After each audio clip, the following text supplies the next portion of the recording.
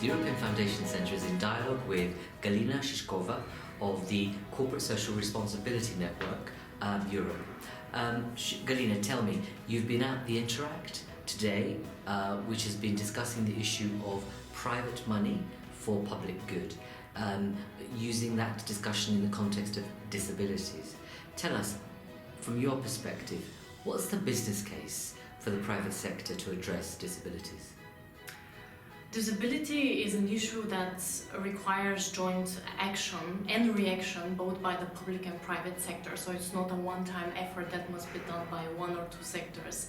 So currently what the businesses are doing and what they have to do is, first of all, to put it as a value in their ethnic corporate social responsibility policies. And if they have done, the second thing that they most often do is they search for partners, very often from the public sector or the NGOs, where they can help them really make the connection on how they can make the workplaces more flexible and the working environment more appropriate for a person with any kind of disability. And a very nice initiative in that sense is the EU Platform of Diversity Charters, that is an initiative of the European Commission, which is an example of a cooperation between the business and the NGOs or the organizations that are holding the charters. This is another proof that, yes, things are happening slowly but surely, and the key path to success is partnership. But tell us a little bit about the issue of the actual business case for tackling or addressing disability. In your talk, you said a lot about why employers are responding to the issue of disability, because it makes business sense. Yes, it does. So disability is one of the 6 dimensions of diversity. And the business case of diversity goes about the fact that when you have people from diverse background in your team, then you bring different perspectives together, and when you bring different perspectives together, you make more innovative solutions for your customers. And if you're operating on foreign markets, if you are culturally sensitive, then it's more probable that you reach the customer satisfaction that you're striving for.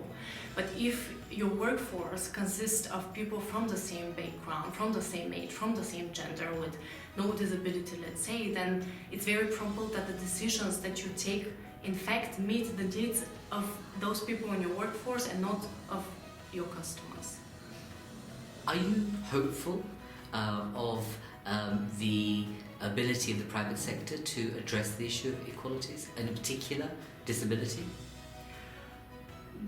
In the end of the day, the businesses are the ones that have the resources to make a change.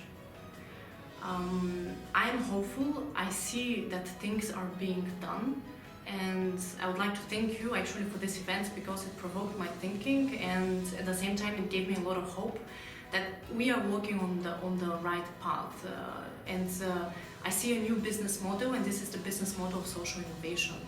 Because with businesses, with their resources, we can really, in partnership with public organizations and with NGOs, all together we can make a change. Finally, you made a point about leaders knowing it all.